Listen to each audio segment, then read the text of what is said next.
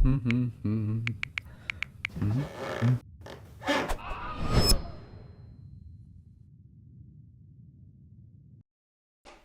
қазақ елі, біздің қонақта бүгін екі суретші қыз, Ақтоты және Нұргүл. Саламатсыздар ма? Менің атым Ақтоты, Инстаграмда Тота Канат деген. Айтпақшы, Ақтотыны көп адам, бір адам емес, екі адам деп ойлайды. Тото және Қанат деген. Мен өзім басында ойлайтынмын, ондай күйеуі мен әйелі екеуі бірге сурет салады деп бәріне сөйтіп айтып жүретінмін. Тото ма Қанат па деп па? Жоқ, Тото мен Қанат деп. Ол өзі салады ғой андай. Тото деген осындай қыз, Қанат деген осындай ұл деп екі персонаж бар сондай өзінің. Нұргүл? Мен атым Нұргүл, мен Алматы қаласынан иллюстратормын. Инстаграмда Нуромантис деп танымалмын. Осы желтоқсанда жасым 24-ке толады. Жүргенов академиясын бітіргенмін. Анимация саласын. Бірақ ол салада жұмыс істегім келе ме, әлі белгісіз. Қазір көбінен иллюстрация істеймін.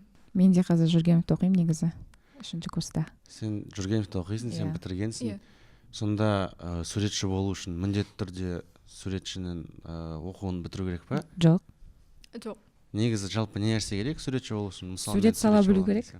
Өзің үйренесің, сурет саласың. Самоучка деген нәрселер адамдар болады ғой көп. Мысалға Қантар самоучка дейді. Қазақшасын білмеймін, енді өзін-өзі, яғни өзі отырып үйренген, оған ешкім үйретпейді деген секілді. Мысалға магнификум, ол да өзі үйренген сурет салуды. Ол үшін қандай белгілі бір жоғары орында, яғни оқыған, яғни жоғары білім керек емес, өзің сурет сала білсең болды, өзің суретшісің. Сосын қазіргі заманда көбісі Procreate деген сияқты инструменттермен салады ғой. Мысалы, менің бірінші жоғары оқуым бейнелеу өнері.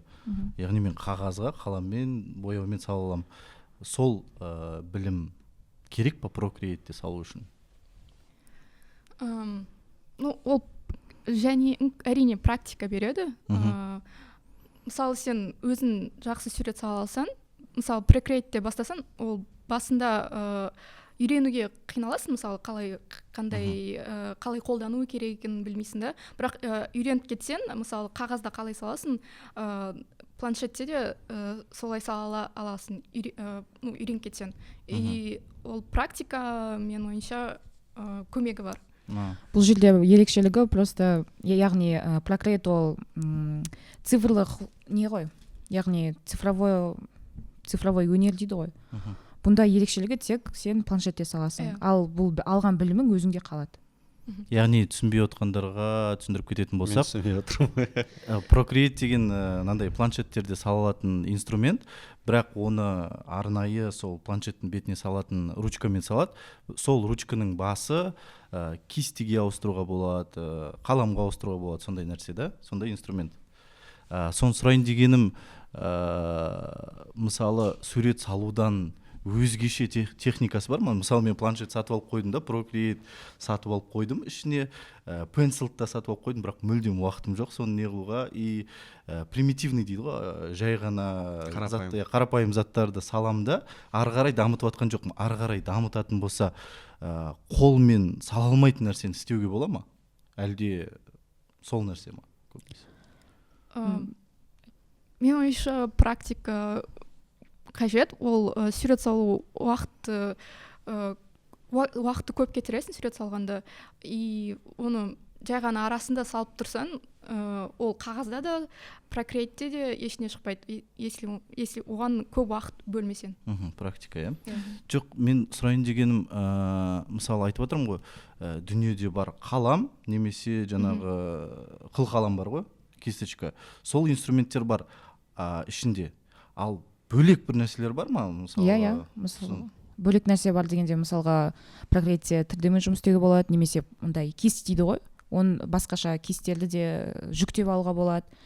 Және де Procreate-тің, яғни цифрлық суреттің ерекшелігі, мындай дәстүрлі суреттен оны тез саласың және де қайтарып сосын отмена дейді ғой, Екі саусақ отмена көрсетіп қайтарып отырсың. аласың, заттарды қозғалта аласың, оның өте нелері көп. Procreate'ке жақсы реклама кетті, иә, негізі. және мысалы бірнеше қабат мысалы слой деген Иә, сияқты иә, сала иә. аласың, ол мысалы оңайырақ болады, жұмысты Жеңілдетеді. иә. Но и және мысалы қағазда салатын болсаң әрдайым сатып алу керек та, анау мысалы Заттар. инструменттерін, қарындаш, бояуларын бітіп қалса, Қате кетсе оны лақтырасың деген сияқты нәрсе, Иә, иә. 2 саусақ көмектеседі қайтаруға. Procreate'те мысалы бір рет сата алмайсың ғой ештеңе. сатып аласың, Сонда бір рет бұны сала бересің. сендер тек қана диджитал арт саласыңдар ма? Иә. Тек қана планшетпен? Жоқ, мен қазір оқимын, ол мен негізі дәстүрлі түрде де саламын, яғни оқу үшін, иә, оқу Тек жатырмын. қана үй тапсырмасы ғана, иә? Иә, ал өзім үшін тек диджитал. Осы бағытта өзім ары қарай дамығым келеді. Иә, мен тек көбінен Procreate'те саламын. Енді сендер жай суретші емессіңдер ғой, екеуінде қазақша стильде саласыңдар көбінесе. Батырларды, неше түрлі аңыз, мифтер, біздің тарихи сюжеттер. Енді осы қазақша стиль бар ма қазір Қазақстанда? Мысалы, Японияны алсақ, оларда аниме өзінің стилі бар, Кореяда мангхва деген стиль бар. Сол секілді Қазақстанда бар ма бізде стиль, өзіндік тануға болатын? Ну, мысалға, дәл стиль бар деп айта алмаймын, бірақ мысалы мен көп художниктер мысалы фан-арт салады, мен көбінен өз суреттерім, өз дүниелерімді істегім келді, сондықтан мысалы мені басқалардан не айыра алады екен, мысалы мен қазақпын, сондықтан сол қазақ тематикасын қолданып өзгеше өзімнің суреттерімді сала бастадым. И мысалға мен суреттерімді көріп, мен ойымша басқа адамдар шетелден болса да ол этно тематика бар екен түсінеді, көрген. Негізі басқа стильдердің бәрін этноға жатқызуға бола ма? Иә, әрине. Мысалы аниме стильді этно қосып салса болады. Иә, бірақ ол не болмайды. Былайнан қазақи стиль дегенде бізде андай белгілі бір бағытта қалыптасқан стиль жоқ. Бірақ әр художниктер өздерінің стилінде салады. Яғни қазақ мәдениетін қосып, қазақ тақырыбын дамытуға тырысады. Бірақ белгілі бір стиль жоқ. Мысалы мен қазір интерьер дизайнермін ғой. Интерьер дизайндегі стильдерді айтатын болсақ, оның ерекшеліктерін айтатын болсақ, оны айта аламын да түсіндіріп. Ал суретте қалай айырмашылық? Мысалы мен қазақ стилі десе сурет жағынан бір өзгеше қылып, мысалы құрақ көрпе сияқты қылып салу, немесе бір немен не дейтін еді анау көмір бір нәрселермен салу сияқты сондай бір өзгешелік болса екен деймін да. Бір жаңа бір нәрсе алып келсеңіздер, мысалы сурет өнеріне. Бізде былай ғой, қараңыз, біз мысалға дәстүрлі өнерде ол өте қатты дамыған, яғни дәстүрлі өнерде қазақ халқының яғни күн тұрысын бәрін салған ғой мысалға, иә. Ал біз қазір именно яғни цифрлық өнер туралы айтып жатырмыз да. Ал цифрлық өнерде бұның бәрін әрине сала аламыз, бірақ менің айтқым келгені мысалға жапондықтарда аниме деген стиль бар ғой. И олар ерекшелігі мысалға оларда көздері үлкен қылдырып, өздерінің стильдері бар мысалға. Ал Қазақстанда ондай стиль қалыптаспаған әлі, бірақ ол дамып келе жатыр. Тағы да бір нәрсе айтсам, мен жақында осы фестивальда болдым. Мысалға сонда суретшілерден, яғни қазақша бір нәрсесі бар, тек мен ғана отырмын анда. Көбінесе суретшілер жаңағы Нұргүл айтқандай фан-арттар салады мысалға. Фан-арт деген не? Фан-арт деген ол қандай да бір фильм болсын, комикс болсын, соған кейіпкерлерін жай өздерінің стилінде салып, соны фан-арт дейді мысалға. Мысалы жаңағы батырды аниме стилінде салу сияқты ма? Фан-арт деп жоқ, фан-арт болмайды. Фан-арт деген ол мысалы бір сериал болса, соның кейіпкерлерін өзін салып шығасың. Ал салу мәнері, стиль деп мен соны білем да. Салу мәнері ол мысалы жаңа айтып отқан көзін үлкен қылып салу деген сияқты сондай бір нәрсе қалыптасып келе жатыр ма өзі? Мен өзім байқағанда айтайыншы, бізде негізі қазақша сюжеттерді салатын суретшілер көп, иә, қазір батырларды салады, әртүрлі мифтарды, аңыздарды салады. бірақ олардың стильдері бір біріне мүлде ұқсамайды. әрқайсысы өзінің стилінде салады. Оларды біріктіретін ол тек қана сюжет. Яғни сурет салу мәнері әртүрлі да, бірақ ішіндегі сюжет, бұл сурет не туралы деген сияқты, сол біріктіріп тұр оларды.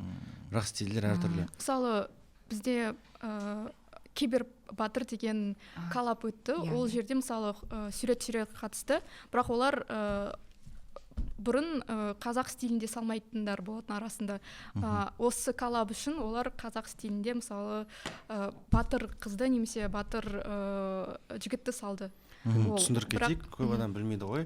Біздің суретшілер өте жиі бір-бірімен коллаб жасап тұрады, яғни бір тақырыпты таңдайды да, әрқайсысы өзінің бір мысалында соны салып береді. Мысалы, осы жақында болған киберпанк пен батырды қосып, осындай сол тақырыпқа олар барлығы бірге сурет салып, соны бірге жариялайды. Мысалға, оған дейін біз 6 қыз қосылып хандар туралы салғанбыз. Жаңағы осы коллаб арқылы сіздер де көре аласыздар қандай стильдердің айырмашылығы қандай, соның бәрін көруге болады. Түсініп отырсың ғой, бүкіліне бір тақырып таңдайды да. Жоқ, түсініп тұрмын, бірақ мен бағанан бері қойып атқан сұрағым мынаны білгім келеді да. Мен мысалы сәулет өнері мен дизайн, интерьер саласында жүргеннен кейін бізде бір өкінішті жағдай бар да, еліктеу. Яғни әлемдік не қойып қойғанда шаблон.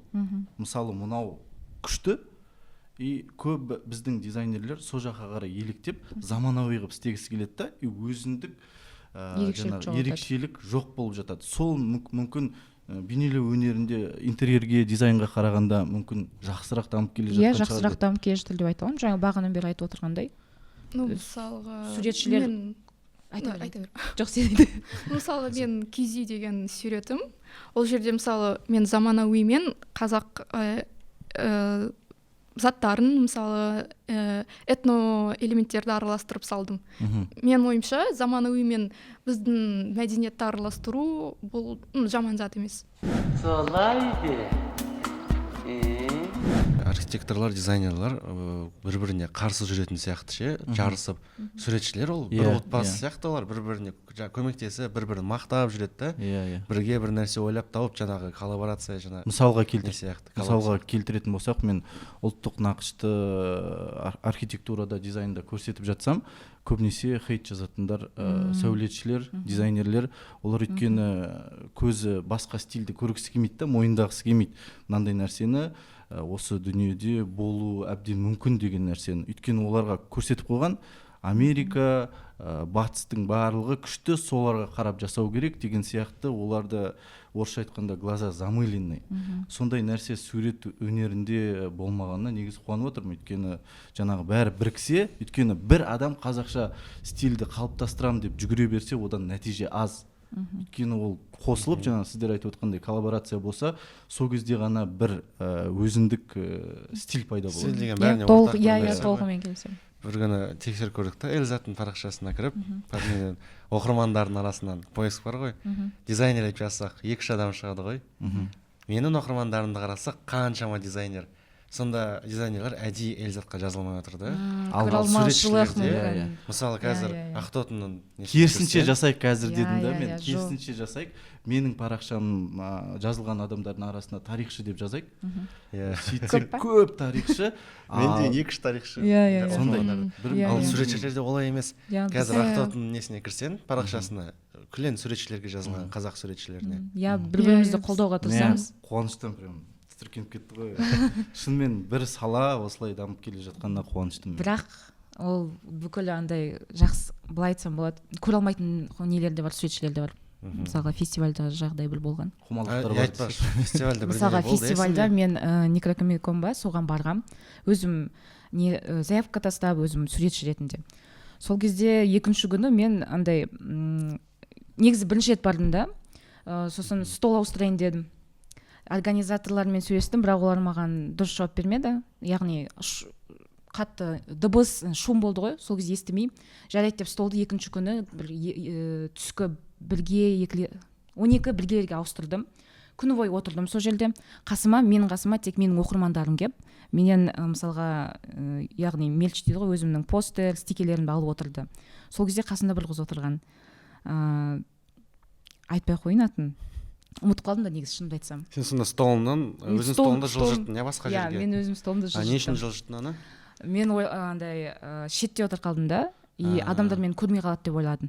Сосын бәрі өтті. Яғни бәрі біткеннен кейін маған кешке жақын түнде маған бір қыз жазады, бір суретші қыз. Ақтоты, сен білесің ба, сенің артынан суретшілер жамандап жатыр дейді. Ойбай, не болып қалды деймін.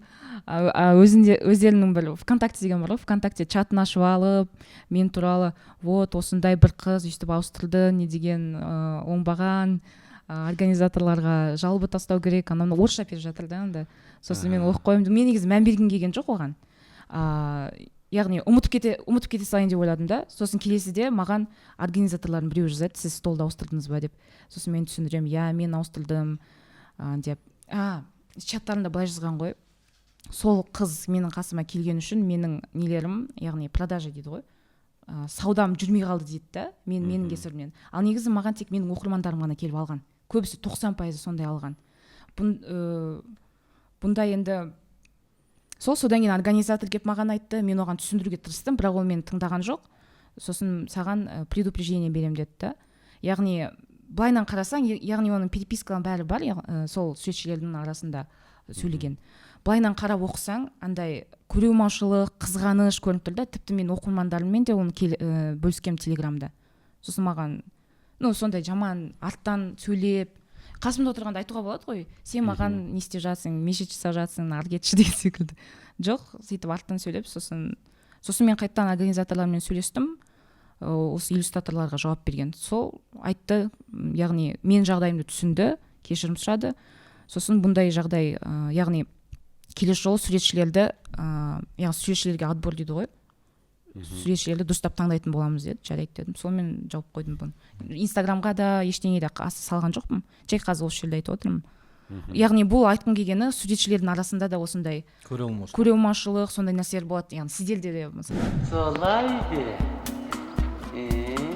миф па білмеймін, бірақ халық арасында бар да, суретшілер кедей болады, суретшілер ақша таппайды деген. Сол бірақ қаншалықты рас? Негізі суретші қалай таба алады ақшаны? Мен білуімше көбінесе өзінің суреттерін қағазға басып, солай сатады, стикер қалып. Бірақ суретшілер арасында сондай алдап кету деген де көп. Мысалы сол сұрақ ақшасын жібермей толықтырайын.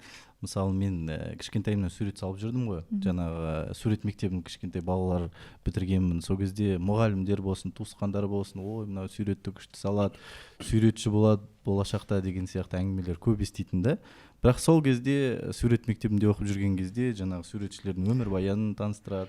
Сол кезде бәріне таңғалып қалды ғой. Эльзаттың да бейнелеу өнерлік оқуы бар. Бірінші оқуы оның ол да суретшіге бітірген негізі. Сөйтіп кішкентайымнан 4-5 класста жаңағы мұғалімдер айтқан кезде мен айтатын, өйткені жаңағы біліп алдым ғой, тағы қандай мамандық оқып алуға болады. Жоқ, мен суретші болмаймын, мен сәулетші боламын деп. Сол кезде мысалы сондай қорқыныш болды. Кішкентай баланың өзінде суретші болсаң кедей боласың деген сияқты. Орыс мектепте оқығам негізі. Мынандай сөзде болатын, художник от слова худо дейді. Худо бедно жить деген сияқты сондай бір түсінік баяғыдан қалыптасып келе жатқан. Сондықтан бәрібірде бір сондай өмірдің несінен бірінші жоғары оқуды бейнелеу өнерін бітіріп болғаннан кейін қайтпай сәулет өнерін казгсда бітіргенмін. Мен тастап кету туралы неге айтып жатырмын, себебі мен өзім де графический планшетпен компьютерден портреттер салып сататынмын бұрында. Сол кезде мен көп тастап кететін. Жіберіп қоясың, мұны ұнайды ма десең, ұнайды дейді да, блокқа тастап тастайды. Сындалар болып тұра ма? Төлемей қою деген, алдап кету деген.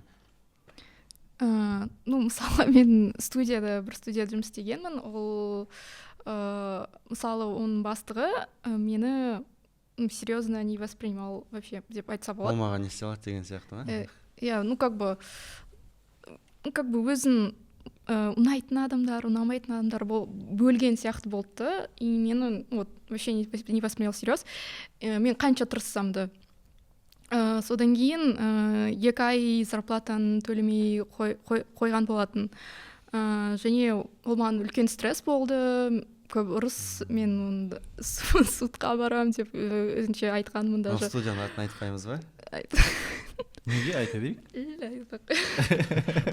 Айта бер. Білейік. айтқысы келмей отыр ғой, жарайды. Сондай конфликт Бірақ болған. әйгілі студия секілді ғой, Иә. осы Қазақстанда. Иә. Түсінікті. Сондай үлкен конфликт болған, прям стресс болып. Ол еще 50 000 теңге ақша болатын. Мен ойымша адамды сыйласаң, мысалы сол ақшаны жібере салса болатын еді. Осындай ну как бы судқа дейін нервті шығармай деген сияқты. Менде де ондай, иә. Сондай жағдайлар болды. Суретшілер де сонда кәдімгідей жалақыға істей ма, зарплатаға? Иә, студияларда. Бірақ барлық студиялар ондай емес, әрине. Ол студияда сонда қандай жұмыс? Мысалы, ол жерде анимация болды, мен мысалы фондарды салдым. Сонда жаңа сұраққа сіздердің жауаптарыңыз суретшілерді көбінесе лақтырып кетеді, сол үшін олар кедей болады. Жоқ, мен жауап берейін тағы да. Лақтырып кетпеу. Айта салайын. Мысалы, мен сол кезде түсіндім, мысалы, мен ол студияда жұмыс істеп қанша тырыссам да, олар мені бағаламады. Сондықтан мен қазір өзімді дамытып жатқаныма өте ризамын, өзім инстаграмымда. Өйткені шынымен басқа біреу сенің жұмысыңды толықтай не оценит. Бағаламайды. Да, бағаламайды. Яғни жақсы суретші болып, жақсы табыс табу үшін өзіңе жұмыс істеуің керек. Мысалы шет елдерде, мысалы ол жақта студиялар көп, айтса бізге қарағанда, олар мысалға мне кажется, табысты жақсы табатын шығар бізден қарағанда. Өйткені возможностей больше, студий больше деген сияқты. Ал бізде мүмкін ондай проблема бар, иә. Ол проблема?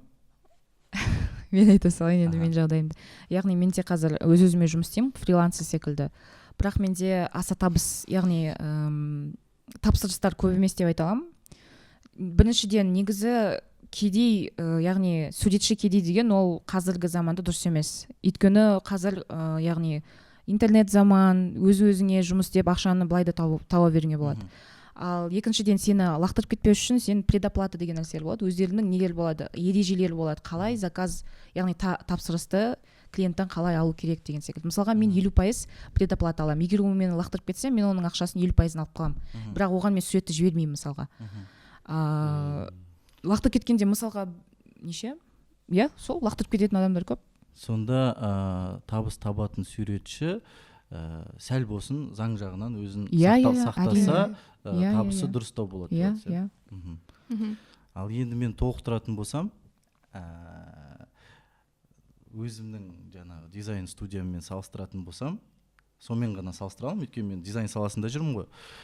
Меніңше былай қысқаша айтқанда, мәдениет дамыған жерде осы сурет салу, өнер де дамиды, бағаланады деп ойлаймын. Иә, дұрыс айтасыз. Не үшін батыста мысалы жаңағы сәулет өнерін алатын болсақ, сәулет өнері негізі екіге бөлінеді.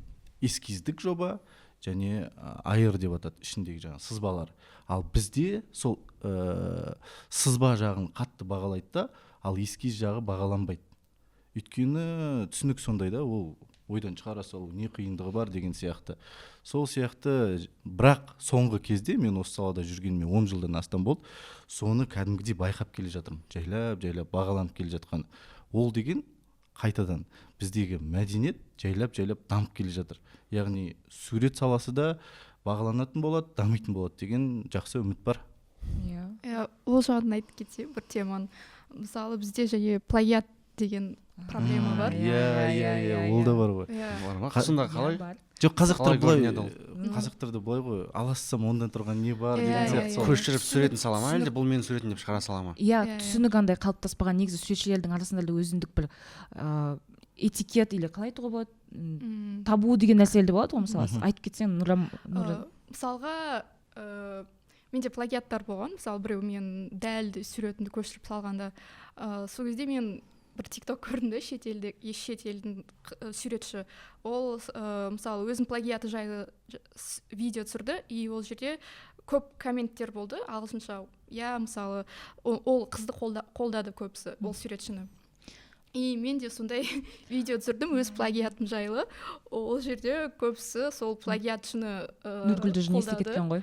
қолдады. Плагиат жасаған адамды Иә, Нұргүлді не істеген ғой. Ой, не болды соншама, ол жай сөйте салды ғой. Өлдің ба? Иә, драматизируешь дейді ғой. Мен де соған таңға қалдым. Мен де жұмыстады негізі. Газлайтинг дейді ғой. Проблема істеген басқа адам, бірақ саған оны айтады, ол соншақты үлкен проблема емес, неге оны соншақты эмоциональныйсың, неге ондай реакция істейсің деген сияқты. Мысалға менде жақында да бір менде де суреттерді ұрлайды негізі. Жақында ғана осы болды, оны телеграмға салам, бірақ ол жарайды енді онша емес салған.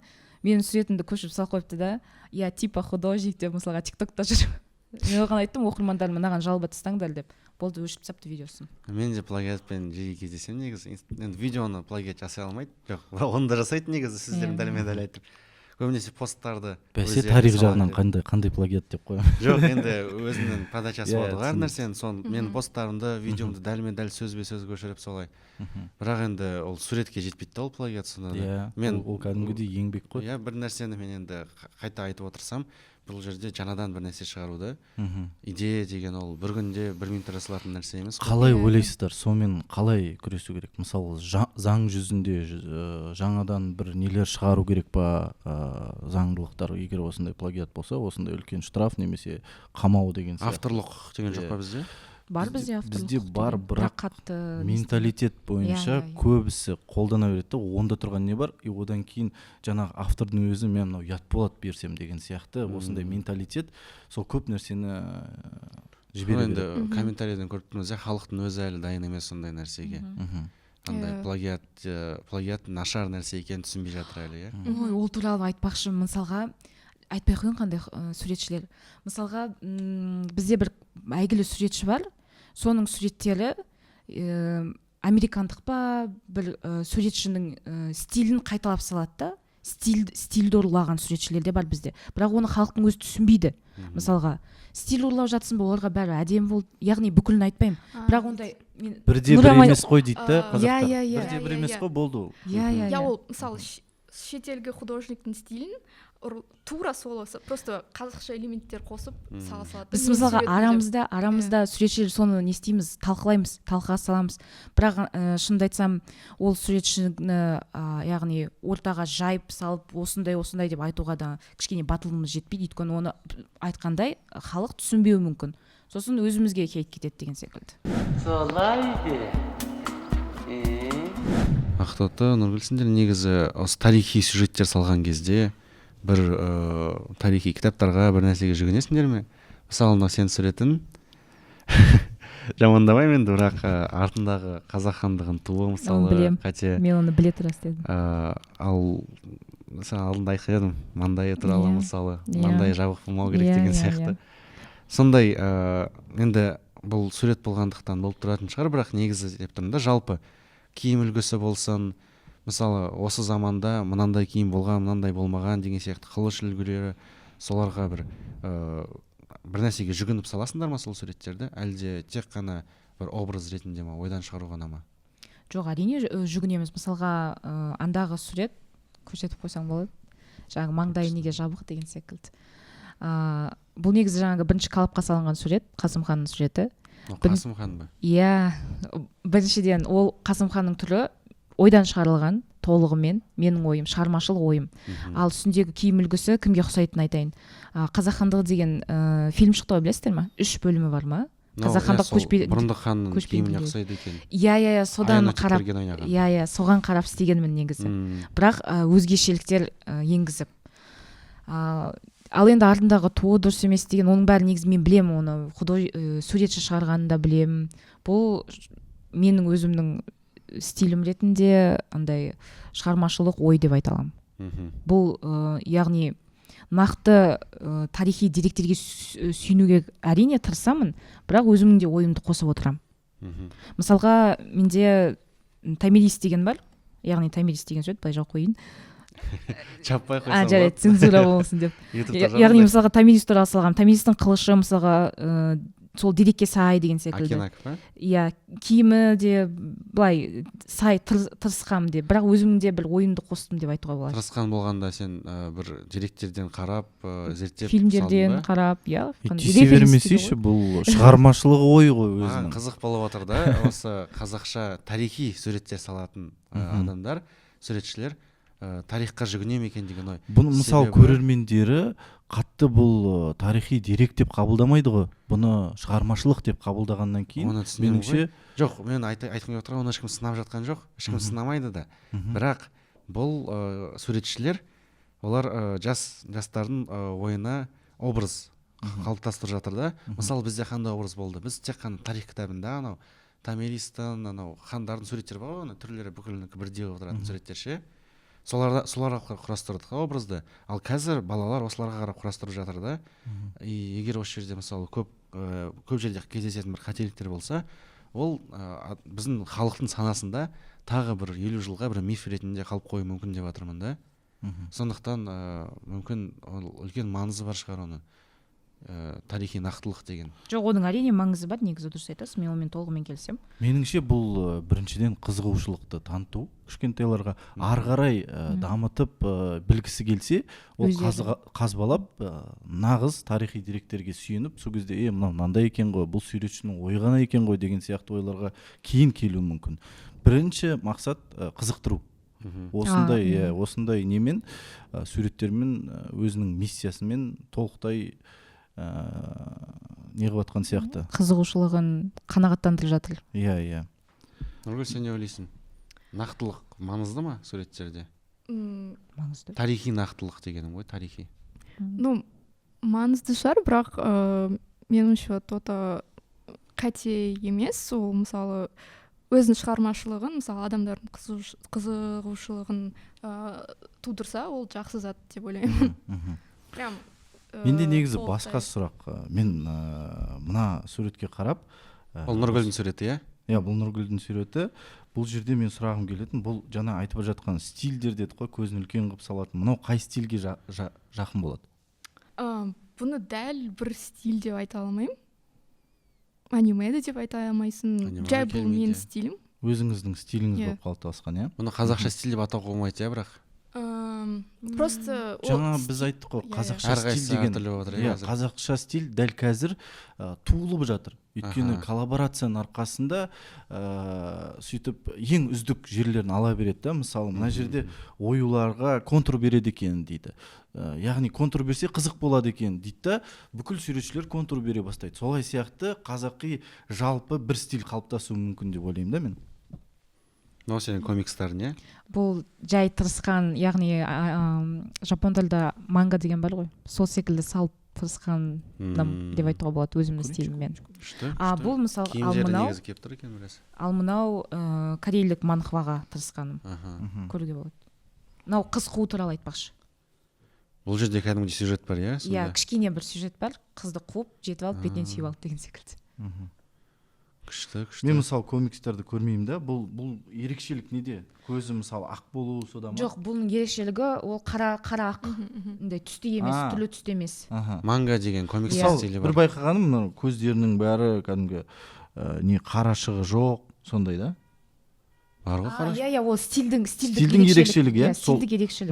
Бәсе. Біздің кітаптарда осындай әдемі суреттер болса ғой, тарих кітаптарында. Сол кезде балалар қызығып оқитын еді соны. Меніңше тарих кітаптарда бұндай суреттер болмау керек. Жоқ, қара, бұны балалар оқитын мектептегі тарих кітаптарын, иә? Оларға жақын бір нәрсе болу керек қой, өздеріне қызықтыратын. Мысалы, бұндай стиль жаңа Япония, Кореяда дамыған болса, олардың тарих кітаптарында не үшін жоқ? Қайдан білесің сен? Мүмкін балаларға арналған бар шығар. Иә, балаларға арналған бөлек жаңағы кітаптар болса жеткілікті деп ойлаймын. Ал тарихи кітапқа жақын, бірақ жеңілдетілген болу керек деп ойлаймын. Ол комикс болуы мүмкін. Мектептегі бір тарихи кітаптың жеңілдетілгені болу керек, бірақ мынандай комикс болмау керек деп ойлаймын да мен. Ол комикс тек андай халыққа арналған, яғни жай комикс ретінде шығуы мүмкін, жанр ретінде, исторический жанр дейді ғой. Ондайлар бар. Бірақ мен ана черновелла айтып жатқан жоқпын, мен мынаны айтып жатырмын. Мынау секілді мысалы қыз қуу дегенге осындай әдемі бір сюжеттер, иә оны әрине бұл Түрлі қосуға болады деп иә ойлаймын. бұндайды қосуға болады. иә Бірақ мынандай мысалы жоқ мен ананы айтып жатырған жоқпын. Солай Бізге сенің суреттеріңнен ең қызығы осы негізі киіз үй да.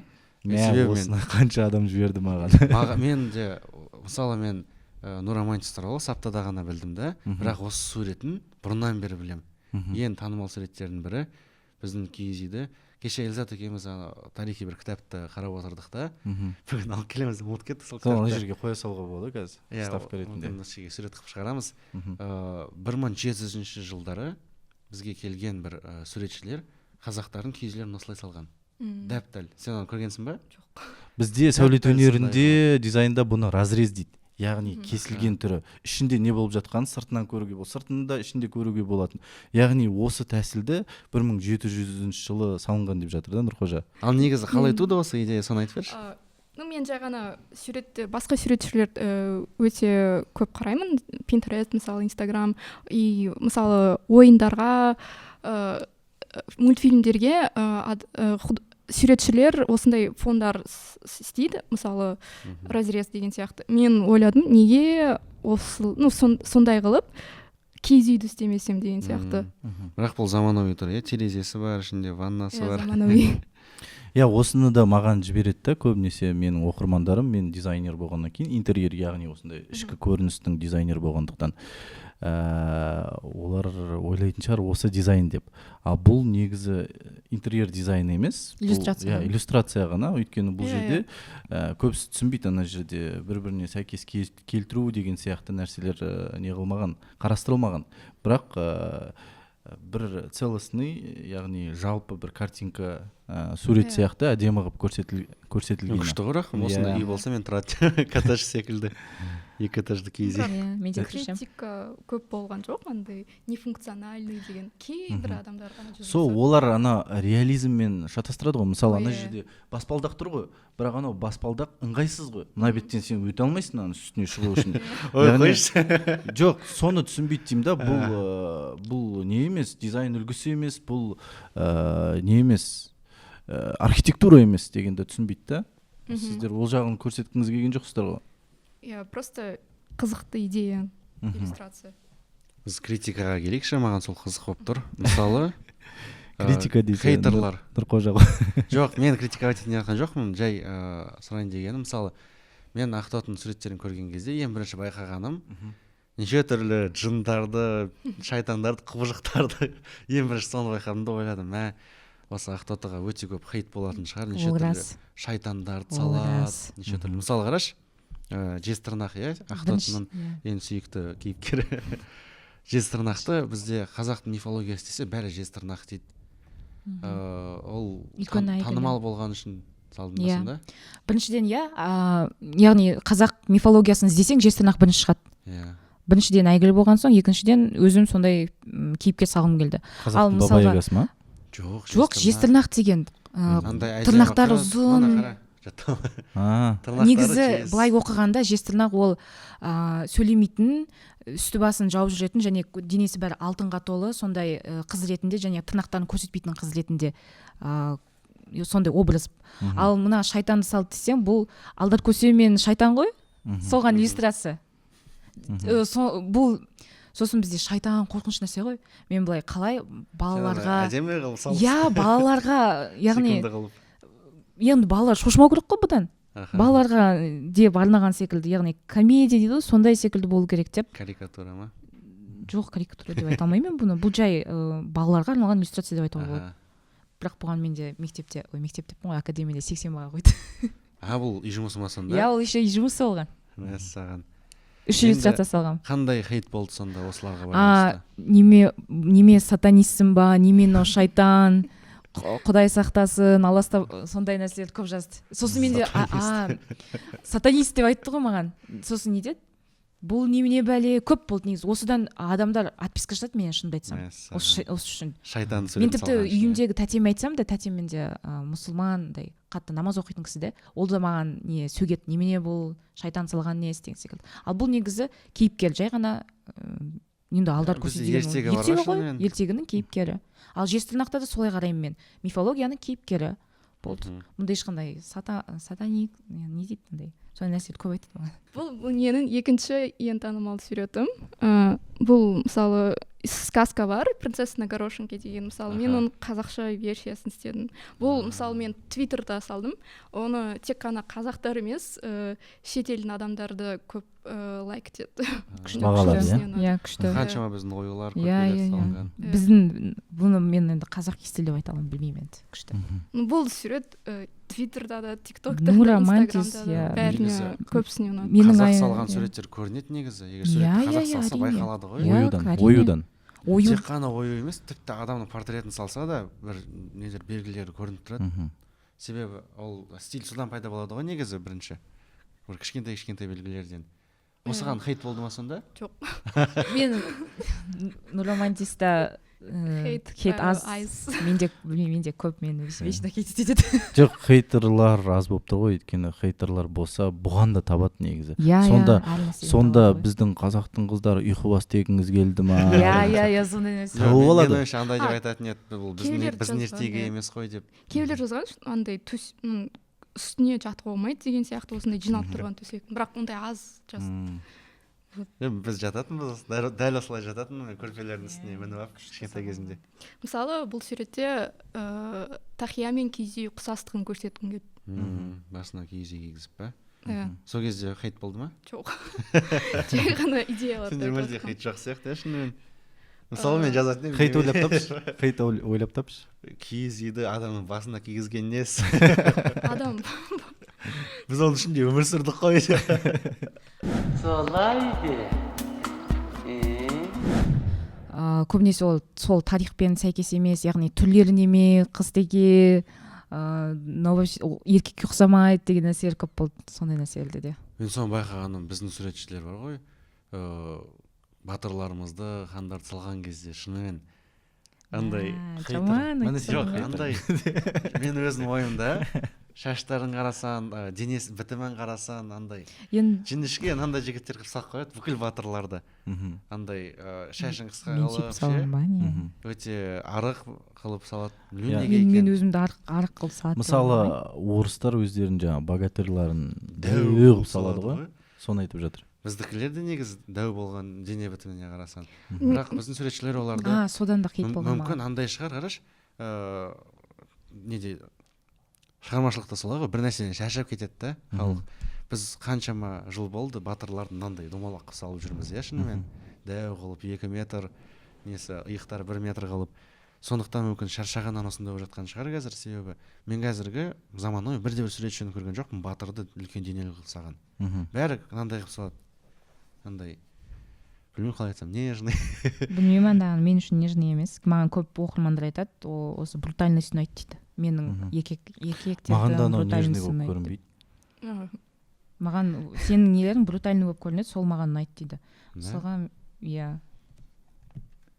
Мынау сізге нежный болып тұр ма? Иә. Дауысы жіңішке бір жігіт сияқты. Ақымақ жігіт сияқты. Қойшы. Шынымен. Эльзаттың осындай шаман айтып тастайды осылай. Мысалы, мынау бала. Бір жыл бұрын салған мандаған, басында салған. Бұл андай еркекті неше түрлі қасиеттер. Қарасай былай емес па? Суретшілер қыз болса, біздің батырларымыз осындай болып кетеді. Ал суретшілеріміз еркек болса, жоқ, шын ғой. Сексизм ғой бұл? Қыздар ананы әдемі, сүйкімді, брутальный дейді. Сүйкімді қылып салады. Жоқ, маған ұлдарда да сөйтіп айтады. Мынандай қара бар суретшілерде. Әр суретшінің суреті ол автопортрет деген бар ғой. Оған келсемен де.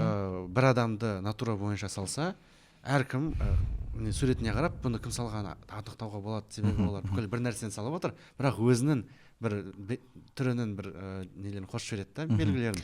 Сондықтан еркектер салған жігіттердің суреттері андай ол брутальный болады деп ол негізі шындыққа келеді негізі. Сол үшін қандай заң қабылдайық? Біздің қыз суретшілер батырлар салмасын. Әзіл. Нұра сексизмге туатырмын да. Ондайды күтпедім сіздерден. Әзіл деп айтты. Ойнап айтып жатыр ғой. Жоқ, ренжіп қалдым мен.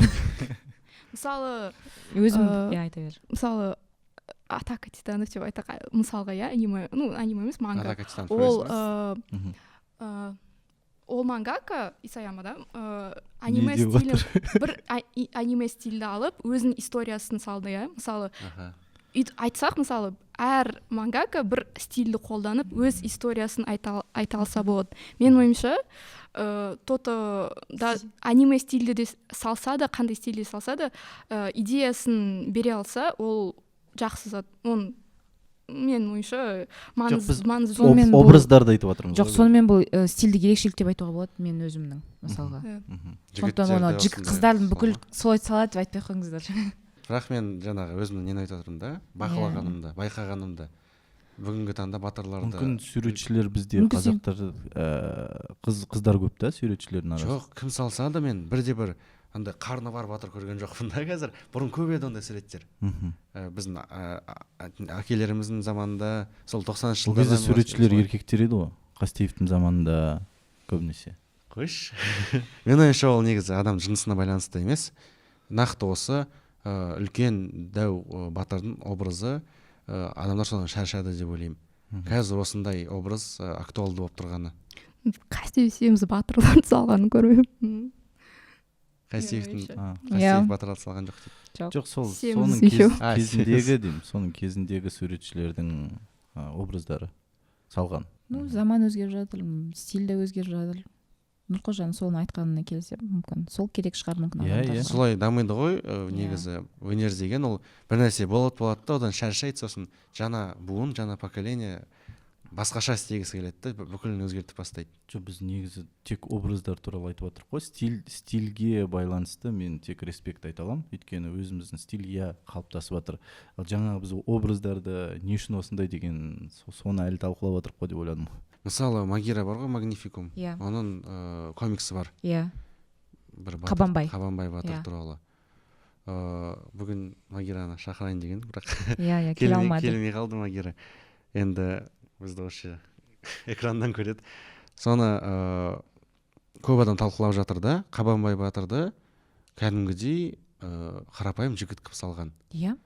Ол не шаман? Соның бір идеясы бар ма? Мысалы, мен біліп тұрмын да, оны әдей жасағанын. Ол өзі соны айтып жүр. Бүкіл ескі Қабанбай батырдың суреттерін өзінің суретімен салыстырып көргенсің ба сен? Магираның суретін. Біз оның сюжетінде білмейміз ғой, мүмкін ол болашақта басқа болып шығатын шығар. Мүмкін ол солайынан әдейі ойлаған шығар. Оны әлі тек басы ғана шықты ғой комикстің. Егер мен өзінің комиксін оқыған былайынан. Бұл жаман емес деп ойлаймын, жақсы ғой. Оның плюстарын айтып жүрші онда. Мен просто өзім түсінбей жүрмін да. Плюс дегенде ол біріншіден былай мен өзінің несін комиксін оқып шықтым. Ол өз комиксінде айтады, Қабанбай батырдың батыр болмай тұрып кезі деген, батыр болмай тұрып қарапайым болды. Хикаясы дейді ғой. Қарапайым, соны көрсеткісі келген шығар. Меніңше ол ода жақсы шығып жатыр. Бірақ енді болашақта ол тағы да дамытады ғой өзінің комиксін. Сосын оны яғни дәл қазір айтып тастауға болмайды да. Өйткені ол болашақта да оны басқа қылып жіберуі мүмкін. Идеясын әлі толық ашпаған ба сонда? Яғни кейін не болады, сондай енді бір қызық та, қалай істейді, интрига дей ма? Қабанбай батыр. Мен түсініп отырсың ба мен? Сосын ол мен сол үшін түсінбей отырмын. Бұл жаңа де сіздер де айттыңыз ғой, заманауи может сол қажет шығар деген секілді. Мүмкін бәрі шаршаған шығар. Батырлардың образы өзгеріп жатыр, көрдің ба? Бұрын батыр деген ол қандай болған? Мүлде басқаша, андай суреттер көрген. Мүмкін осындай батырларды қабылдау жеңіл болып жатқан шығар жастарға. Өзіне жақын ретінде. Яғни өзі де мысалы бүкіл қазір мынандай емес қой, мысалға өзімен өзі салыстыратын шығар кейіпкерлерді адамдар. Мен де батыр боламын деген сияқты мүмкін жеңіл жетеді. Мүмкін біз негізі батырлар қандай болғанын білмейміз да, нақты. Сонда батырдың образы сол замандағы батырдың бір представлениясына сай болады, Қараш, мысалы біздің заманда батыр деп қандай адамдарды санаймыз, сондай қылып оларды елестетеміз. Бірақ қара, біздің заманымызда батырлар үлкен, жаңағы мускулы көп, сондайлар болды ғой. Сенің заманында, Сол кезде біздің жастар батыр боламын деп, мысалы, жаңағы тренировка жасап жүрді. Ал қазіргі батырлар қарапайым болса, Димаш мысалы, біздің қазақтың батырына жаңағы тренажерныйға бармайық, мен де батыр боламын деген. Яғни ол жерде көп нелер бар. Тренажеркаға барып, обязательно үлкен мускул істеу емес, ол денсаулыққа пайдалы болады. Және де біріншіден бұл идея ғой, маңыздысы идея ғой.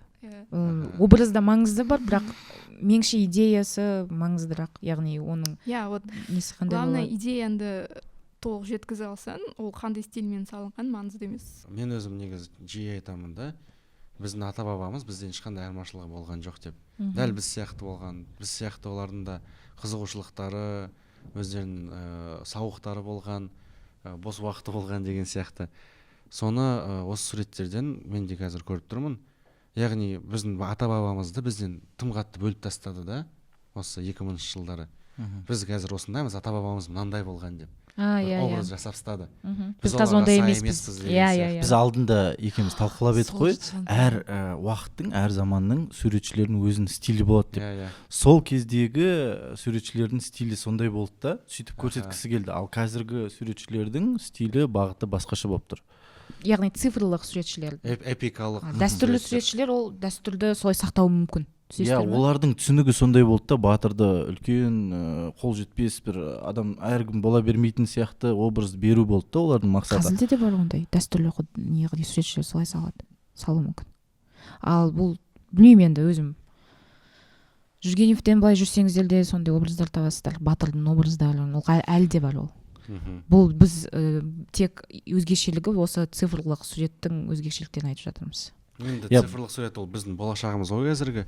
Былайша айтқанда біз қазір қанша талқыласақ та қалай дұрыс екенін тапқан жоқпыз. Сол үшін көрермендерімізге қалдырсақ болады. Пікірлеріңізді жазып кетіңіздер. Негізі қалай болғаны дұрыс деген сияқты. Мен ойымша дұрыс емес, дұрысы жоқ.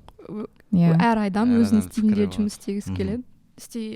Главное идеяңды айтсаң болды. Ол болашақта дамып пісетін шығар, енді соған үміттенеміз. Солай. Мысалға, мынау көз тимесін деген, мысалы, нені қазіргі популярны мангалар болады, мысалы, экзорцист деген сияқты суперсилалар бар персонаждар, осындай персонажды, осындай силасы бар деген сияқты құдірет. Түсіндірмесең ойын. Көздің тарихын білесің бе, көз моншақтың? Неге көк екені? Түсіндіріп берсеңіз. Ол бұрында негізі кәдімгідей қоңыр болған біздерде, түркілерде. Бірақ кейін бізде оғыздар кетіп қалады ғой қазіргі Турцияға, солардың ата бабалары. Сөйтіп олар жаңағы крест жорығы болады, крестоносецтермен соғысады олар. Олардың көбісінің көзі көк болады. Бізде андай неді, ұқсас нәрсеге қарсы тұрады деген ұғым бар. Мысалы, егер сен неден қорықсаң, соның образы арқылы сен оны кері қайтарасың. Мысалы, өрмекшіден қорықсаң, сен киіміне өрмекшінің суретін тігіп қоясың, сол кезде саған өрмекші жоламайды деген сияқты. Шаш туралы айтып бересің бе? Шаш, мысалы, 19-20 ғасырларда бізде орыстың шашы кәдімгідей бойтұмар болған. Орыстың шашы? Әсіресе ол сары шаш болса, кәдімгідей орыстың шашын кесіп алып қалтасына салып жүретін, мені қорғайды деп. Себебі олар орыстардан кәдімгідей неткен ғой. Ол кезде әртүрлі солдаттар келіп жатады, ол жақтан әртүрлі, солардан қорықпаса да жау көрген. Жау көрген. Сол сияқты олардың шашын ұстап жүреді. Ал мынау неліктен көк? Себебі сол кезде крест жорығы кезінде Еуропадан жаңағы крест жорығын солдаттар киген кезде солардан қорғану үшін осындай көк көз моншақтар ұстап жүреді. Сол қазір бекітіліп осындай образда қалып қойған. Ал негізі бұрын олар қоңыр болатын. Күшті дерек мынау. Мен де бірінші естіппін негізі. Мен де бірінші деп айта салайын ба? Мен оны кімнен естідім? Джулиядан Стип Арт деген инстаграм жоба бар, білетін шығарсыңдар. Сол жазған, мен естіген кезде мен де таң қалғам негізі. Бірақ шаш туралы бұрыннан білетін да, солай түсінбейтін, не үшін осы орыстардың шашын ұстап жүрген деп. Соны оқыған кезде бәрі бүкіл пазл жиналып сол кезде түсіндім. Солай.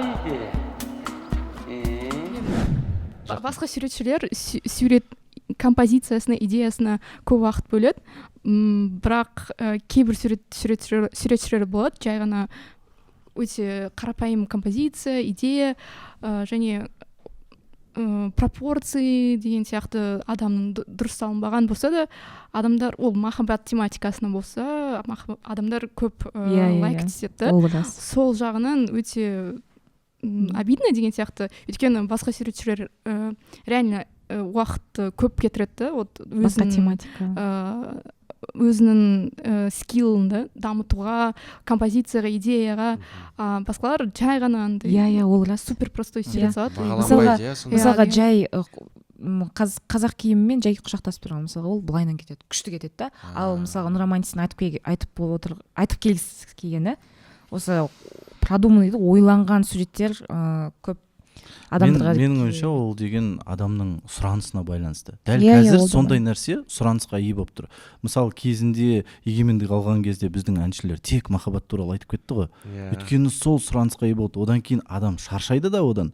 Оны тыңдамай болғаннан кейін әншілер басқа тақырыптарды көтереді. Өйткені сұранысқа ие нәрсе жасайды мамандар. Сол сияқты суретшілер мүмкін қазір махаббат жағына көп салынып жатқан, өйткені сұранысқа ие. Сондықтан дами келе махаббатта артта қалады деген. Мен айтқым Бірақ келетіні, махаббат оны қандай хайп болып жатса да оларда оған ермеңдер, себебі бұның бәрі бітеді негізі. Адамдар да шаршайды ғой, қандай қарапайым суреттерден. Сол кезде сендер біз бұрыннан бері осындай салып келдік деп шығасыңдар. Сол кезде сендер олд боласыңдар, олайша айтқанда. Біз бұрыннан осы идеяны көтеріп келеміз, сендер махаббат салып жүрген кезде біз осындай тақырып көтергенбіз деп сендердің қазіргі оқырмандарын оны еске салады барлығына. Сосын бұл салада ең маңыздысы сурет көбірек болғанымен қарапайым халықтың көзі насмотренность деп жатады ғой. Көз үйренеді. Иә, өйткені олар уже бағалай бастайды. Шынымен тұрақты суретті, тұрарлық суретті, сосын сапасыз суретті. Қазір сапасыз суретті не үшін қолдап жатыр? Жай ғана оюды жабыстыра салады да, мысалы сіздер жаңа айтып кеткенде. Өйткені олар көрмеген әлі көп жақсы сапалы жұмыстарды. Сондықтан жаңағы бірігу керек деген мәселені айтып жатқаным ол мықты. Өйткені сол сала дамиды. Адамдар біріксе көп салынады. Көп салынғаннан кейін қарапайым адамның вкусы пайда болады.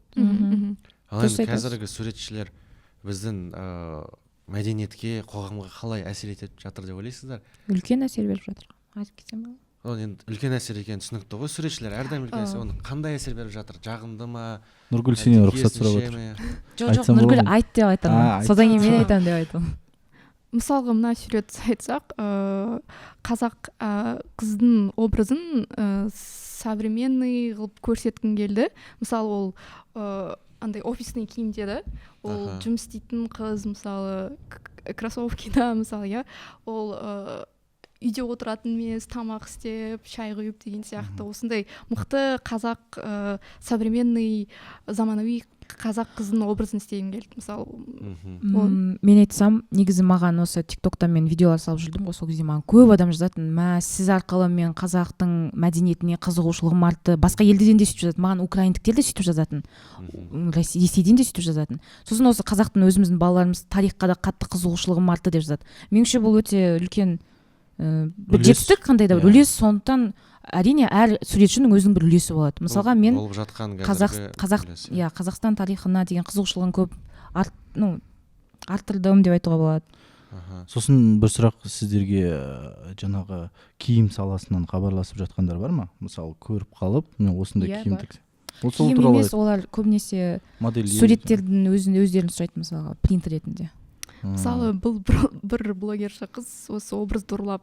Иә, сондай да болған. Сұрамай ма? Жасатып алды ма? Өзі фотоға түскен осылайна оюларымен алып сұрамағанда ештеңе істемеген.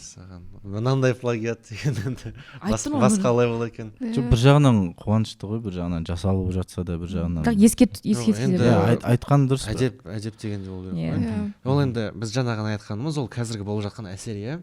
Қандай әсер етіп жатсыңдар. Ал негізі қандай әсер еткілерің келеді, қандай идеяны сендер осы біздің қоғамға жеткізгілерің келіп жүр? Мүмкін ол қолдан келмей жатқан шығар әзірше.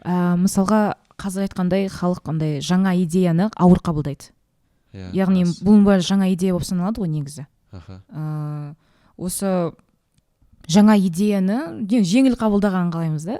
Бірақ ол болмайды ғой енді адамзатта. Мысалы Қантарс ЛГБТ тематикасын салған, ол прям үлкен критика болды. Бір жағынан көп адам свое внимание, обратили на это.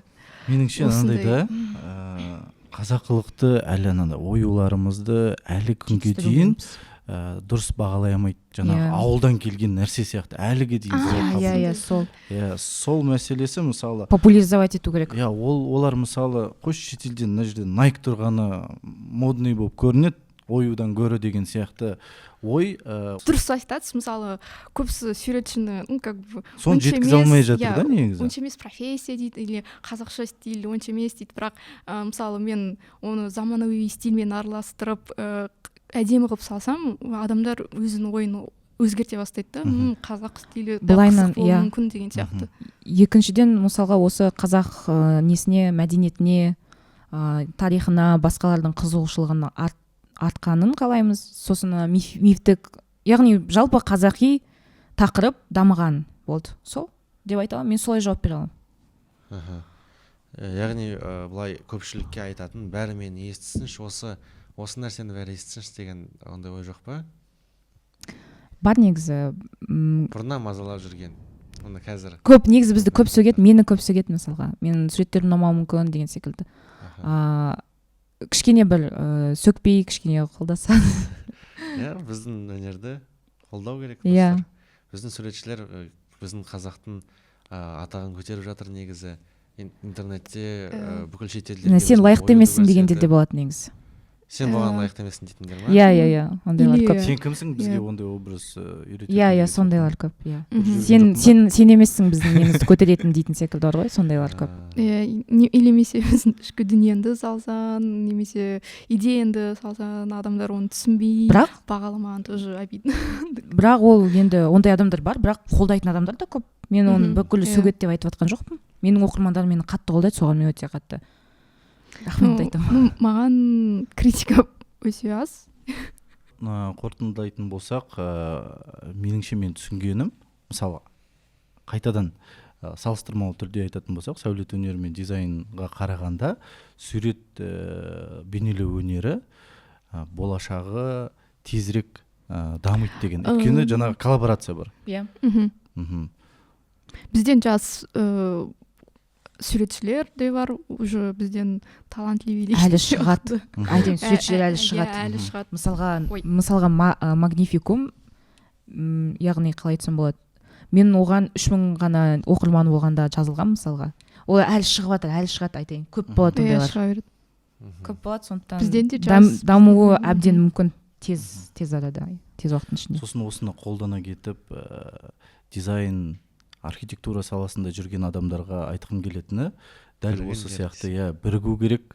Өйткені бір жанды ауыртатын нәрсесі осы сәулет өнерінде қазақи нақышта жұмыс істеп жүрсең, қолдау көрсетіп бірігудің орнына олар сөгіп жатады. Өйткені бағана мен айтып кеткендей, олар батыстың стилін үлгі тұтады да, өйткені телевизордан, баяғыдан кинодан көріп келе жатқан стиль, яғни тығыз болу керек, үйлер биік болу керек, олар амалсыздан жасап жатқан нәрсені өздері оғып та жатқан жоқ. Керісінше кең болып, аласа болған ол байлықтың бір күшті нәрсенің белгісі ретінде қабылдамай, олар соны дамытып атқан адамға астына комментарий жазып жатады, мынау дұрыс емес, мынау әдемі емес деген сияқты. Соны айтқым келетіні, осындай сияқты әр саламызды бірігумен дамытайық. Тарихшылар бірігейік деп қойып кетсін. Суретшілер бірігейік деп. Бәріміз бірігейік достар. Бөлінген жаман. Бірге болсақ, Қазақстан дамиды. Бөлінгенді бөрі жейді демекші. Осы нотада аяқтаймыз ба?